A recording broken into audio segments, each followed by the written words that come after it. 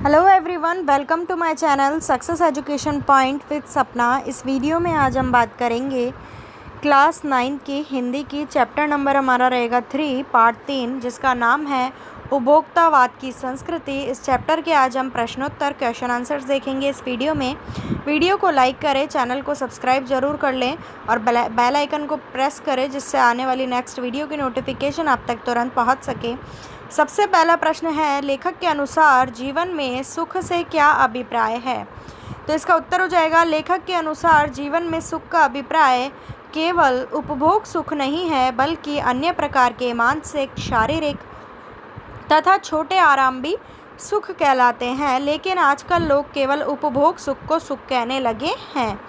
दूसरा प्रश्न, आज की उपभोक्तावादी संस्कृति हमारे दैनिक जीवन को किस प्रकार प्रभावित कर रही है?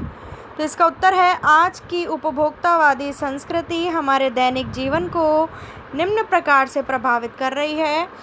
तो देखिए, इसमें पहला पॉइंट है, हम उत्पादों के निरंतर दास बन रहे हैं। अगला है, पिज़्ज़ा, बर्गर आदि कूड़ा खाद्य वस्तुओं को अधिक महत्व दिया जा रहा है। तीसरा है, 5 सितारा संस्कृति से सामान्य व्यक्ति में प्रतिष्ठा के नाम पर लालच बढ़ गया है।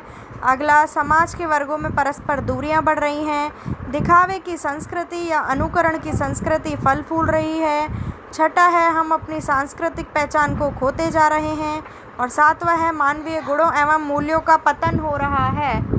तीसरा प्रश्न है, लेखक ने उपभोक्ता संस्कृति को हमारे समाज के लिए चुनौती क्यों कहा है? तो इसका उत्तर है, उपभोक्तावादी संस्कृति हमारे सामाजिक जीवन की नींव कमजोर कर मानवीय एकता तथा प्रेम भाव का ह्रास कर रही है। परिणाम स्वरूप यह प्रवृत्ति हमारी संस्कृति के लिए खतरा बन सकती है।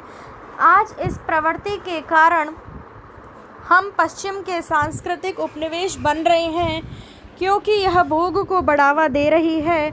इसलिए उपभोक्ता संस्कृति हमारे समाज के लिए चुनौती बन गई है। चौथा है, आशय स्पष्ट कीजिए। जाने अनजाने आज के माहौल में आपका चरित्र भी बदल रहा है और आप उत्पाद को समर्पित होते जा रहे हैं। तो इसका उत्तर होगा, आज उपभोक्तावादी संस्कृति का प्रभाव इतनी धीमी गति से बढ़ रहा है, इसके प्रभाव में आकर हमारा चरित्र ही बदलता जा रहा है, क्योंकि हम वस्तुओं का उपभोग ही सुख मानने लगे हैं और हम उत्पादों का उपभोग करते करते उनके गुलाम होते जा रहे हैं। इसका परिणाम यह है कि हम उत्पादों का उपयोग नहीं कर रहे हैं, बल्कि उत्पाद जो हैं वो हमारे जीवन का उपभोग कर रहे हैं, प्रोडक्ट्स। अगला है, प्रतिष्ठा के अनेक रूप होते हैं, चाहे वह हास्यास्पद ही क्यों ना हो। तो इसका उत्तर है, सामाजिक प्रतिष्ठा जो है वो अनेक तरह की होती है। प्रतिष्ठा के कई रूप तो बिल्कुल विचित्र का मतलब है अलग अलग होते हैं। उनके कारण हम जो है हंसी के पात्र बन जाते हैं। जैसे अमेरिका में लोग मरने से पहले अपनी समाधि का प्रबंधन करने लगे हैं। वे धन देकर यह सुनिश्चित करने लगे हैं कि उनकी समाधि के आसपास हमेशा हरियाली बनी रहेगी और मनमोहक संगीत बजता रहेगा। अब है रचना और अभिव्यक्ति। पांचवा प्रश्न, कोई वस्तु हमारे लिए उपयोगी हो या ना हो, लेकिन टीवी पर विज्ञापन देखकर हम उसे खरीदने के लिए अवश्य लालायित होते हैं। क्यों? लालायित का अर्थ होता है मन में लालच का भाव पैदा होना। इसका उत्तर है, टीवी पर दिखाए जाने वाले विज्ञापन इतने आकर्षक और प्रभावशाली होते हैं कि वह हमारे मन में वस्तुओं के प्रति इतना भ्रामक आकर्षण पैदा कर देते हैं कि उन्हें खरीदने की लालसा हमारे मन में जाग जाती है और हम उन्हें अपनी सामाजिक प्रतिष्ठा बनाए रखने के लिए बिना खरीदे नहीं रह पाते। इस स्थिति में अनुपयोगी वस्तुएं भी हमें क्या कर देती हैं? लालायित कर देती हैं। अगला प्रश्न, आपके अनुसार वस्तुओं को खरीदने का आधार वस्तु की गुणवत्ता होनी चाहिए या उसका विज्ञापन? तर्क देकर स्पष्ट करें। वस्तुओं को खरीदने का आधार उसकी गुणवत्ता होनी चाहिए, न कि विज्ञापन। उत्पादक विज्ञापनों में वस्तुओं का बढ़ा चढ़ाकर क्या करते हैं? प्रचार प्रसार करते हैं और उपभोक्ता को भ्रम में डालते हैं। यहाँ भ्रम कीजिएगा, उपभोक्ता को, इसके बाद में आएगा भ्रम में डालते हैं। विज्ञापनों के प्रभाव से व्यक्ति ऐसा सम्मोहित हो जाता है कि वह वस्तु की गुणवत्ता पर ध्यान नहीं दे पाता है। वह भूल जाता है कि गुणवत्ता वाली वस्तुएं विज्ञापन के बिना भी खरीदी जा सकती हैं। अतः विज्ञापन की अपेक्षा वस्तुओं की गुणवत्ता पर ही क्या करना चाहिए, ध्यान देना चाहिए। 7वां प्रश्न है, पाठ के आधार पर आज के उपभोक्तावादी युग में पनप रही दिखावे की संस्कृति पर विचार व्यक्त कीजिए। तो इसका उत्तर है, आज दिखावे की संस्कृति पनप रही है। यह बात अपने आप में बिल्कुल सत्य है। इसलिए लोग अपनी झूठी प्रतिष्ठा बनाए रखने के लिए उन्हीं चीज़ों को अपना रहे हैं जो दुनिया की नज़रों में क्या है, अच्छी हैं, चाहे उनमें गुणवत्ता ना हो, चाहे वो चीज़ अच्छी हो या ना हो, लेकिन समाज के सामने अपनी क्या बनाए रखने के लिए, प्रतिष्ठा, इज्जत बनाए रखने के लिए हम जो है अनुपयोगी वस्तुएं भी खरीद लेते हैं। ये इसमें जो है ये बताया गया है। 8वां प्रश्न है, आज की उपभोक्ता संस्कृति हमारे रीति रिवाज और त्योहारों को किस प्रकार प्रभावित कर रही है, अपने अनुभव के आधार पर एक अनुच्छेद लिखिए। तो इसका उत्तर है, वर्तमान में उपभोक्तावादी संस्कृति का उत्तरोत्तर प्रसार हो रहा है। इससे हमारी अस्मिता एवं प्राचीन परंपराओं का अवमूल्यन हो रहा है, हमारी आस्थाओं का शरण हो रहा है और हम बौद्धिक दास्ता अपना रहे हैं। इस उपभोक्तावादी संस्कृति से हमारे रीति रिवाजों एवं त्योहारों पर गहरा प्रभाव पड़ रहा है।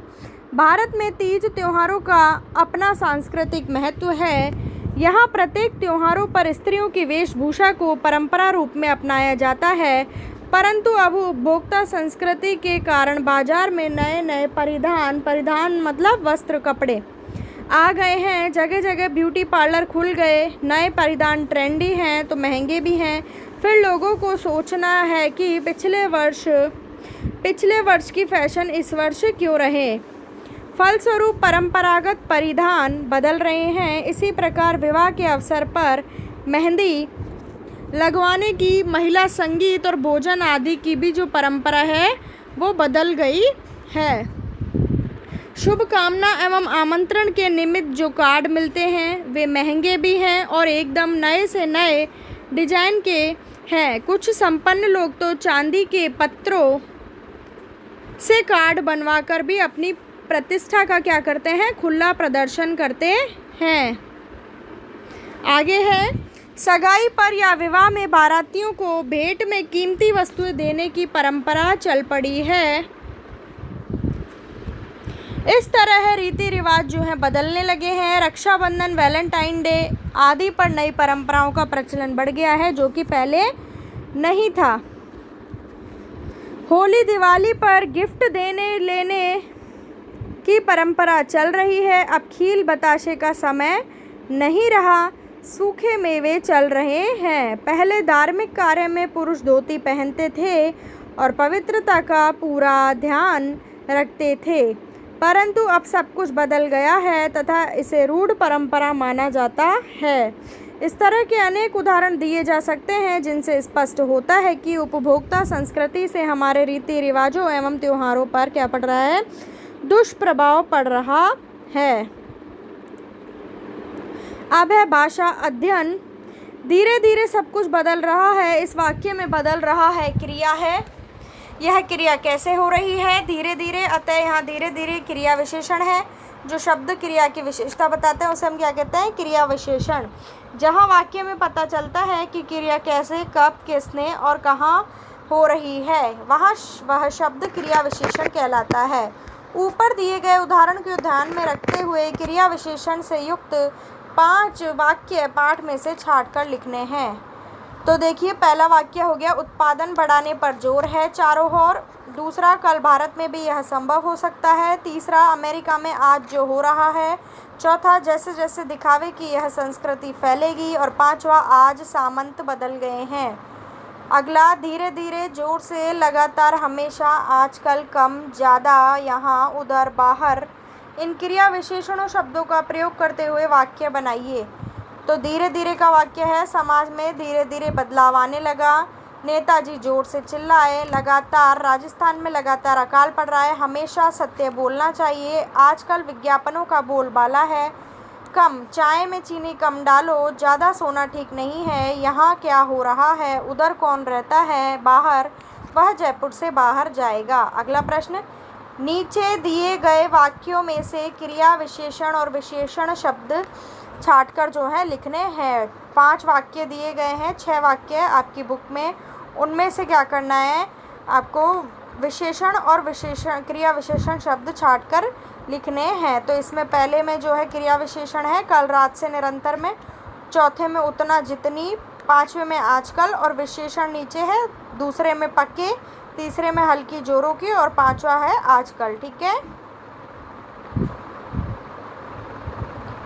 तो ये थी हमारी आज की वीडियो कैसी लगी कमेंट करके ज़रूर बताइएगा। लाइक करिएगा, शेयर करिएगा, चैनल को सब्सक्राइब ज़रूर कीजिएगा ताकि नेक्स्ट वीडियो भी आपको जल्दी से जल्दी मिल सके। मिलती हूँ नेक्स्ट वीडियो में। Thank you for watching my video.